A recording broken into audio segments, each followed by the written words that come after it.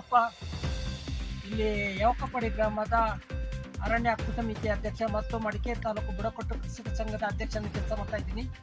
ನಿನ್ನೆ ದಿವಸ ತಾರೀಕು 2ರಂದು ಟ್ರಕ್ಕಿಂಗ್ ಬಂದ ಒಬ್ಬ ಹೆಣ್ಮಗಳು, ಕೇರಳದವಳು ಶರಣ್ಯ ಅಂತೇಳಿ, 36 ವರ್ಷ, ಬೆಟ್ಟಕ್ಕೆ ಹೋದವಳು, ಇನ್ನೂ ಬಂದಿಲ್ಲ.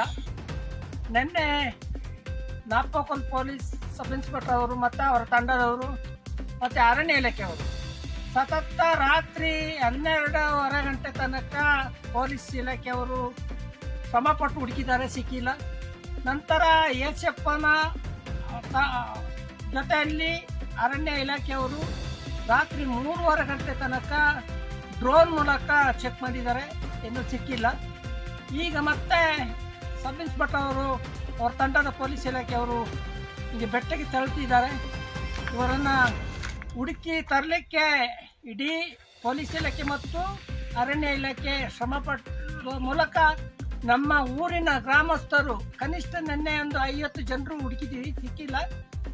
ಈಗ ಮತ್ತೆ ನಾವೆಲ್ಲ ಹೊರಡ್ತೀವಿ.